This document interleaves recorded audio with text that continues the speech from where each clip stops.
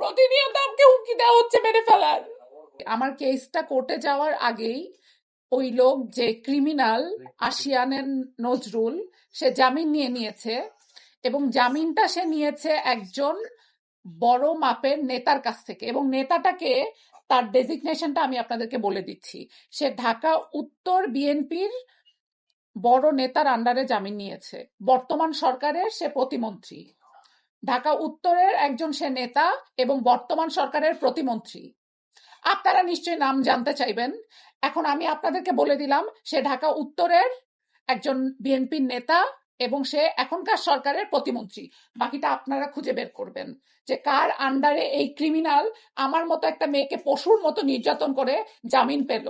17 বছর একটা সরকার চলে গেল, নতুন সরকার আসলো, আমাদের বুক ভরা ভালোবাসা বিশ্বাস সব দিয়ে তাদেরকে আমরা অ্যাকসেপ্ট করলাম।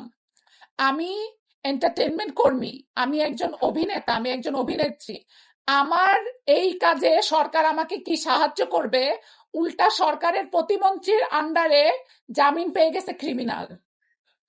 আপনারা খুঁজে বের করেন কোন প্রতিমন্ত্রীর আন্ডারে এই ক্রিমিনাল জামিন পেল এবং কিভাবে পেল। এবং আমি একটা কথা বলে রাখি, আমি যদি বিচার না পাই আমি লাইভে এসে সুইসাইড করব, এবং এই সুইসাইডের জন্য দাবি থাকবে ওই আশিয়ান এবং সেই প্রতিমন্ত্রী। এই প্রতিমন্ত্রীর নাম আপনারা এখানে মিনিমাম 100 সাংবাদিক আছেন, আপনারা খুঁজে বের করবেন, তারা দুইজন দায়ী থাকবে। আল্লাহ হাফেজ।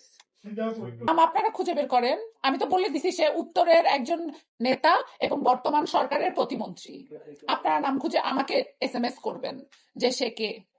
এবং আমি যদি মারা যাই,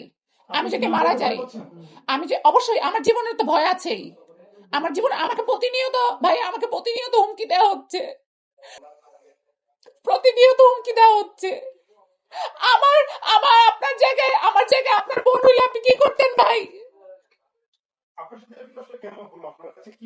আমার একটাই প্রশ্ন, আমার সাথে কেন হইলো? আমি তো যে বাটাকিয়া না। ইমন কেন আমাকে সেখানে নিয়ে গেল কাজের কথা বলে, এবং আমার সাথে কেন হইলো এটা? এবং ওই প্রতিমন্ত্রীকে, তাকে আপনারা খুঁজে বের করেন। এবং করবো যদি এটার বিচার না হয়, সে যদি আজকের মধ্যে অ্যারেস্ট না হয়, আমি সবাই দেখবেন, এবং দুইটা মানুষ শুধুমাত্র এই সুইসাইডের জন্য মানে দায়ী থাকবে। একটা হচ্ছে যে এই প্রতিমন্ত্রীর আন্ডারে সে জামিন নিয়েছে এবং ওই আশিয়ান ক্রিমিনাল। বাস, দ্যাটস অল। আমাকে মাফ করেন। সরি, আমার মেডিকেল রিপোর্ট ইয়েতে আছে, আমার ফোনে আছে, আমার হলো ওই থানায় আছে।